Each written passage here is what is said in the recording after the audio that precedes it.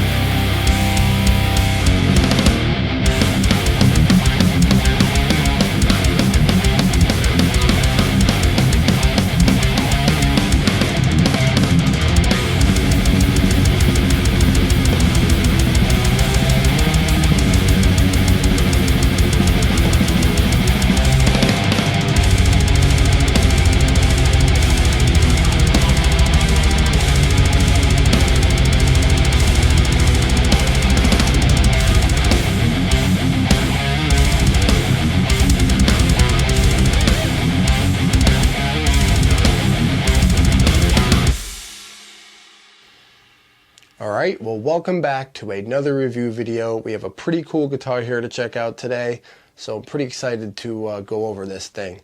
Before we get into it, as always, I just want to say thank you for watching. Welcome to the channel. If you're new here, feel free to hit that subscribe button, join the family, hit the notification bell so you don't miss another video, and yeah, leave me a comment, ask me a question. I love interacting with you guys, so definitely do that for me, and smash that like button so YouTube knows you're watching, because apparently that's how this whole algorithm thing works. Who knows if that's true or not. We had a cool enough viewer to send this thing in for us to check out and review and do a demo on. And yeah, when it comes to Flying V's, I am definitely pretty fresh to them. I haven't played too many. I've owned one, which is this LTD Alexi 200, which I bought kind of as a project. And it was pretty ravished when I got it, so I just refinished it, assembled it, and then I was going to sell it. And I ended up keeping it because Alexi had passed away. I definitely am an Alexi fan. And yeah, there it sits. I do play it from time to time, but it probably should be played a little bit more. So when it comes to Flying V's, I'm definitely pretty new to them. So I'm really interested to check this thing out. Some cool specs on this one. So let's dive right into it here. It was made in Indonesia. You have a solid mahogany body with a quilted maple top. Some really good figuring in this top. I really like it. You have a white binding. You have a really gloss, transparent purple finish. You have a maple neck with the neck through design with a graphite reinforced scarf joint. It is an oil finish on the neck, so it's not too bad. When it comes to neck shape, it is that typical Jackson feeling neck. This is actually the first Jackson I've had on the channel, by the way, so that's pretty cool. So typical Jackson feeling neck. I do believe the Rhoads models have its own specs as far as neck thickness. I may be wrong on that. You have the typical reversed Jackson headstock with the 6 inline tuners. You have a white binding going around the whole neck and headstock. You do have an ebony fretboard. It is a 25.5 inch scale on this model. You have 24 jumbo nickel frets. You have a compound radius, so it is a 12 to 16 inch compound radius, so that's definitely a pretty comfortable feel. You have your typical pearl shark fin inlays here. You have little mini black typical Jackson side dots on this model. As far as the truss rod, is a dual action truss rod that is adjustable here under the truss rod cover at the headstock, and it is an Allen wrench. It's not like that, nut driver that some of them are. As far as the nut, you have a locking Floyd 1000 series nut in gold and black. As far as the hardware on this thing, you have pretty much all gold hardware. Some of it is mixed with black, which is really cool. Definitely, contrast it and make certain parts pop. So I do like that. You have Jackson branded sealed die cast tuners. You have a Floyd 1000 series trim in gold. It is recessed and it definitely has some black stuff mixed with it, so that's pretty cool looking. You have gold knobs, dome style knobs, and you have a gold three-way switch with a white cap on it. As far as the electronics in this thing, you have a volume, a tone, a three-way switch, you have your mono output jack, and you have a pair of Seymour Duncan distortions, you have a TB6 in the bridge, and a SH6N in the neck. I am familiar with the TB6. I have it in my headless up here, just in white. I know the Trembucker just has a little bit of a greater pull spacing on it to make up for the little bit of a wider string spacing on like a Floyd tremolo or some other tremolos. But definitely like this pickup, and that's why I bought it for that model. And yeah, some killer specs on this thing. It did come with the double locking Dunlop strap lock, so that's pretty cool. A lot of guitars don't really do that. It has the flush back plates and cavity covers here, so nothing's really protruding and poking you. And where the output jack is pretty comfortable. If you do the whole put your cord through your strap thing, by the time you put it in here, it is out of the way. I mean, I guess when you rest it on your leg, it's really not in your way when you're playing in the typical flying V position. But yeah, definitely some nice specs on this thing. And yeah, you heard it in a full mix. So let's jump in and check out the guitar just by itself. We'll do distortion first, then clean. Obviously, tone is really subjective. I just basically want to give you, an idea of what you're going to get between all the different pickup settings. And yeah, it's going to be different for everyone with your gear and depending on your ear and how you like your tone. I just want to get you in the ballpark range of basically what you're going to get. We're going to go ahead and use the Neural DSP Gojira plugin on a default setting. And yeah, we're not really going to dial anything in to make it sound amazing. I just want to give you a basic idea. So let's check that out.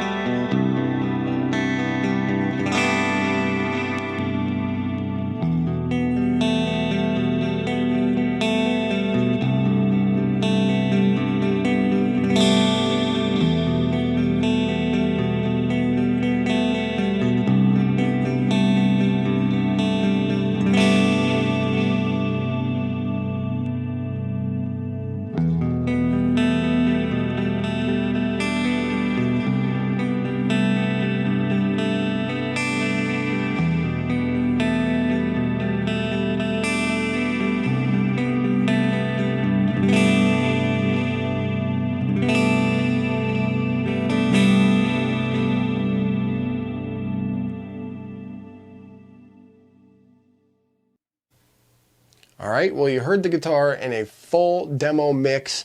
We went over the specs. You heard it by itself with distortion and clean. As I had mentioned, I don't have much experience playing Vs other than the one that I owned. That pretty much this is the only other V that I've ever really picked up and played. It's just really not a desired shape of mine, although I don't have anything against them. I just really haven't had the desire to really buy or play too many Vs besides the one up there that I own. As far as comfortability and playability on this thing, is rather comfortable to sit down and play, obviously in the typical Flying V fashion. You obviously can't sit like this. Maybe with a strap on you could, but it would definitely be not too comfortable. One thing I did notice is when you are standing up with a strap on, you let go of the guitar, it does have the tendency to want to like tilt forward a little bit, which is a little bit annoying. It's not too big of a deal, but it might annoy some people. I'm sure it could be balanced out with repositioning the strap button, but that is definitely something, you know, I noticed, and it's worth mentioning. As far as playability, it plays really good. The action's pretty, you know, not too bad on this guitar. Where the person had it set, I didn't really want to mess with anything, so it is a little high for me. But other than that, it's really not too horrible. The neck feels good. I thought the neck could maybe be a little bit sanded smoother before it was oiled. There definitely is a little bit of grittiness up here. It definitely could have been sanded a little bit smoother before they went ahead and put the oil finish on it. As far as the sound, I definitely prefer the TB6 in this guitar rather than my headless up there. It definitely has a different sound. I think the mahogany body would have something to do with it. It just definitely has more grunt and a little bit of a thicker sound in this guitar, and I definitely prefer it in this with this combination of wood. As far as QC, there is a few things worth mentioning. Here where the clear coat ends on the neck, being that it's a neck through, it isn't a great line. There is some dirt and stuff under it, and it just, I don't know, they could have done a little bit of a better job. And then under here on the binding, there's a clear coat on the binding up here. And there's definitely a little bit of stuff like dirt and specks underneath it. I guess if you're looking for a guitar that's 100% aesthetically perfect, then it probably would bother you. It doesn't really bother me. I mean, it's not mine. It doesn't really bother the owner. We had talked about it. It doesn't affect playability, obviously, but I mean, for the $1,000 you pay for this guitar, I would definitely be maybe a little bit annoyed about that, but it is what it is, honestly. It doesn't affect playability or anything. And then there is a little bit of a stain here. It looks like someone had some kind of color stain on their finger or something, and then they touched the guitar and it was oiled over. Not too big of a deal. It's not the end of the world, but there definitely is a stain underneath the oil finish.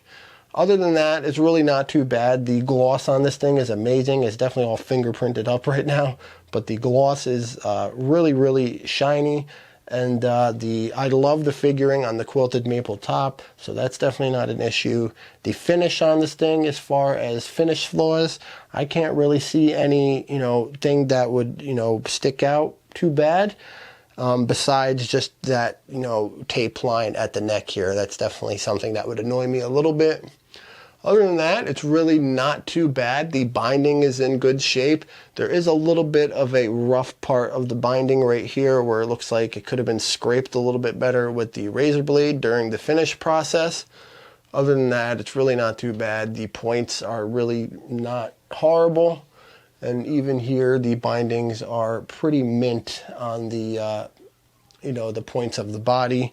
So a few little QC issues, nothing that's going to deter you from playing it, and it's not going to affect playability, but just some things that are worth mentioning that it could bother some people.